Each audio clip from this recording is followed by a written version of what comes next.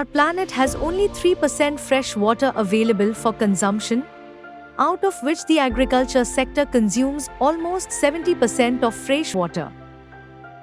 A large part of the global GHG emissions come from the agricultural sector. Most farm-related emissions come in the form of methane, nitrous oxide, and CO2. Rice is a staple diet for over half the world's population. Rice grown through traditional methods in standing water with fields flooded consumes huge water. Methane has 80 times higher global warming potential than CO2 over first 20 years after its release. Sustainable production of rice calls for mitigating methane emissions and significant reduction in water application.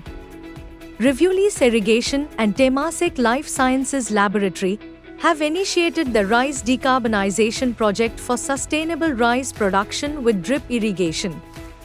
This water stewardship approach aims to optimize water use for social, economic, and environmental benefits. The India trials were conducted at Sathyamangalam in Erode district in Tamil Nadu, and the results were noteworthy. Revulis Irrigation India and Temasek Life Sciences has initiated this rice decarbonization project, which is on assessing increased water use efficiency and reduced methane emissions with different varieties of rice using micro irrigation and conventional flood irrigation technology. On this field, we are conducting different trials in paddy to study the effect of methane emission. Trial 1. Trials were conducted on water productivity and methane emissions in 3 different varieties of paddy under drip and conventional flood method of irrigation. This is the process of collecting methane gas sample. We have to seal the chamber, take a sample of 20 ml. Air sample is being transferred into the vial. The vial is kept in an inverted position until the analysis is done in the laboratory using a GC machine. The results of the trial were noteworthy. Yield increased by average 5% over flood irrigation was observed in drip irrigated rice across all the varieties. Methane emissions were reduced by approx 50% with drip irrigation across all the varieties.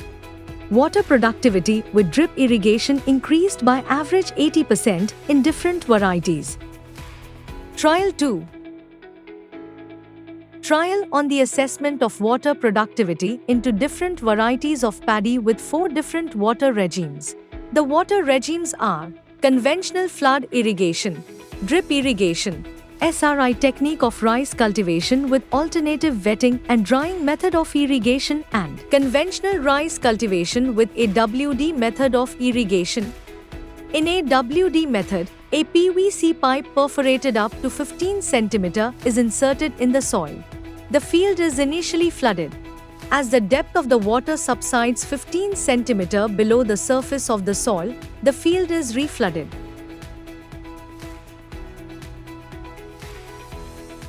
The results of trials of different water management regimes corroborated higher water productivity and increased yields with drip irrigation method as compared with all other methods.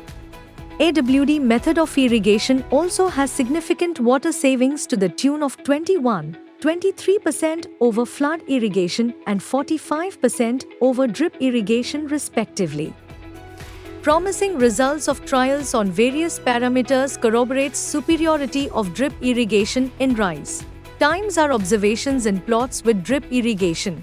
Water use efficiency increased by more than 50%. Methane emissions reduced by approx 50%. Yields increased by average 5 to 10%.